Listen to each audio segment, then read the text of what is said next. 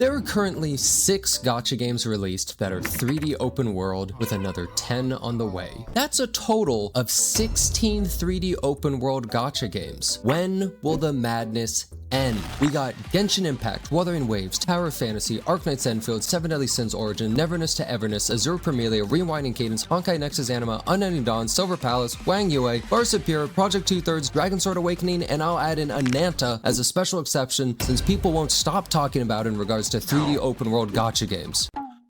I probably even missed some, and who knows how many others haven't even been announced yet. This is just the tip of the iceberg. Since there's so many 3D open world gacha games releasing, there's some question to ask. Is there open world gacha fatigue? Which will be the first to die? And who is making these games? Let's address some of these questions in this video, but first, determine what the criteria for an open world 3D gacha is. I'd say the important aspects are 1, as an open world where a large part of the gameplay is about exploration. 2, has a gacha system related to pulling characters, and 3, you can jump. Why does jumping matter? Because an open world game with exploration doesn't really exist in this genre if you can't maneuver around with ease. Also, not being able to jump feels wrong. Ever sat in an MMO town and just jumped around while in a Discord call? Now, this giant boom for open world gachas all began with the release of Genshin Impact, making billions of dollars, and since then there's been a crazy upsurge of games with similar systems. Start noticing a lot of strangely similar UI elements in games, or denominations of currency being 160 per pull. The combat relying on 3 to 4 characters, swapping between them and using a basic attack skill and ultimate. The end game? I'll have a multi-character swap combat with a timer-based endgame with tanky enemies that pose no real danger. Daring today, aren't we?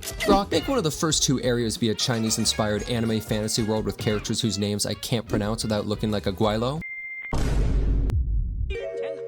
We see these similar systems over and over, and you bet a majority of these new games are going to have these copy-pasted again and again. Now, this isn't to say games are just the same because they share a few systems. On the contrary, many of these games are completely different. Azur Promelia, for instance, is a 3D open-world game with Pokemon monsters, while Wangyue is a 3D open world with Pokemon monsters in a city! Or how about Neverness to Everness, where you have a sprawling open-world urban environment where you deal with SCP-like anomalies, compared to Varsapura, where you deal with SCP anomalies in an urban open world.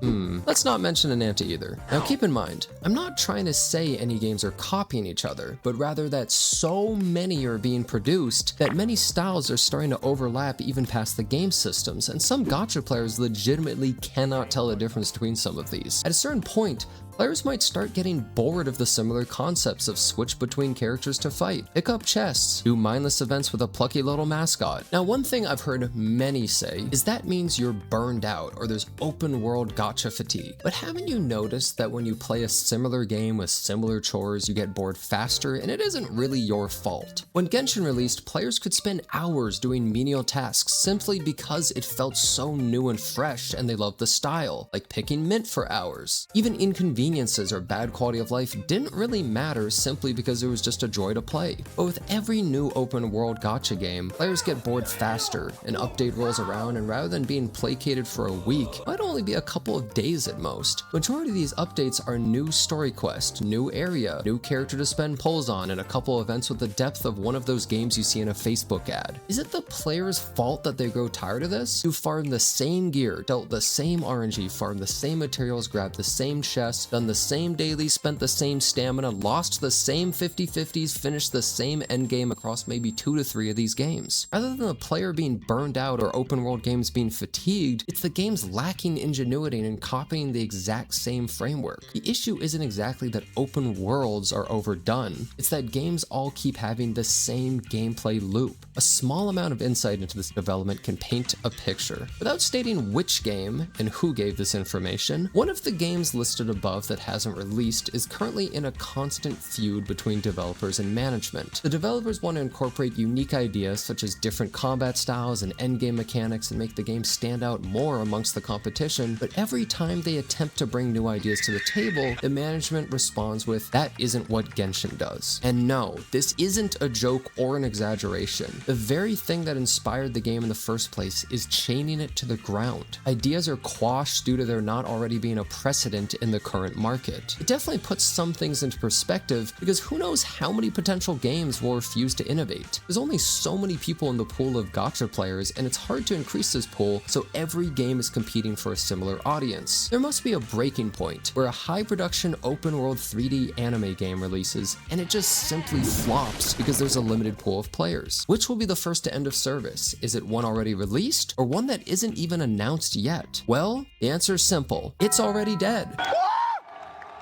Yeah, the first open world 3D gacha died, and probably barely anyone even knows. It's a game called Memento White Shadow. The game was essentially a Genshin-style open world mixed with a Honkai Star Rail-style combat system, but with PvP. The game was seriously underbaked and didn't even last a year before closing, which is a shame because it actually had some promise. But the craziest part is that the game is actually attempting to relaunch, but who knows when that's happening. Now, something that I want to note is that out of all 16 of these games, all except 2 of these are from China, other 2 being from Korea and 0 from Japan. In an article interviewing Shuhei Yoshida from PlayStation, he said, "One reason why games in China are so strong is because they are made in an environment which allows for hiring a large number of personnel who can work long hours." Acting like Japan didn't invent a word for death related to overwork. Japan invented the playbook for overworking employees. Have you ever met a Studio Mappa employee? Neither of their families. But the point remains that China is far outpacing other regions when it comes to these games. A friend of mine who works closely with Korean gacha companies has told me that many companies have realized they just can't even attempt to enter this market, and it's better to just work on non-gacha games. Supposedly, some Korean companies were even scared of Neverness to Everness's release, as its scale felt so enormous compared to what they could produce. There are currently 2 Korean gacha games, 7 Deadly Sins Origin and Dragon Sword Awakening. 7 Deadly Sins hasn't really made too many waves overall and had a fairly modest launch compared to most currently out, mostly carried by its IP, 7 Deadly Sins. As for Dragon Sword Awakening, it's supposed to be a spiritual successor to Dragon Nest, however they worked with a publisher named Webzen. Webzen has a bad reputation, but did something that no one expected. They completely screwed over the developers of the game by withholding $2.2 million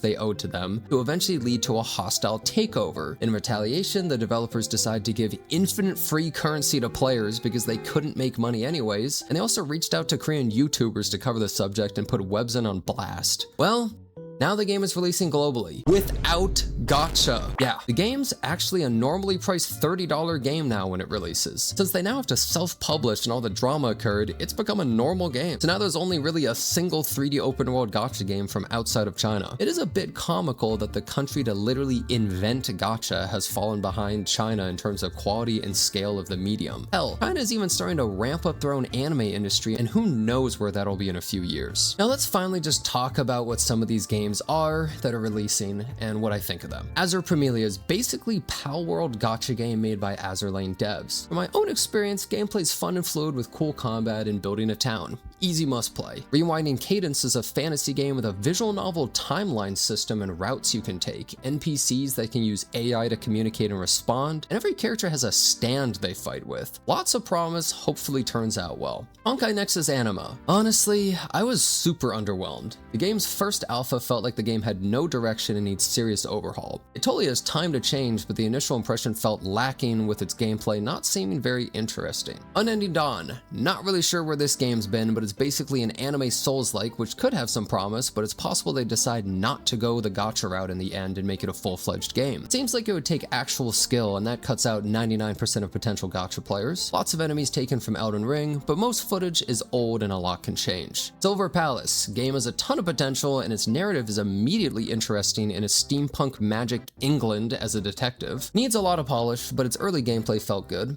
Wangyue. Recent trailer made it look incredible, but it's hard to create a city that feels meaningful and not large areas with no purpose. Had a lot of creativity from Breath of the Wild building and combining the world's Pokemon. Hopefully it turns out well. Varsapura. Everness had this come out of nowhere, and the game looks incredible overall with a unique graphic style. Only issue is the combat is the exact same as like 5 different open world gachas, so hopefully it'll innovate on that. That's also an issue that Silver Palace has. Project 2/3 is probably a tentative name, but the game seemed interesting in a city of clouds and being able to manipulate gravity to navigate around. Felt themed similar to BioShock Infinite. Guess what? You probably swap between characters to fight. Dragon Sword Awakening, technically it's changing from being a gacha, but launched in Korea initially as one. Actually has some unique combo-based combat and feels nice to play with no stamina system, and multiplayer dungeons is awesome. Ananta, I know it isn't a gacha, but everyone treats it as being similar. I tried it at Tokyo Game Show, and while being impressive, I was unsure the direction the game wanted other than anime GTA, but it was really high quality. But that about wraps up my thoughts on these upcoming 3D open world games, and also on the topic of open world gacha fatigue. Hope you enjoyed this video. Thanks a bunch for watching. Subscribe to the channel for more, and I hope to see you next time.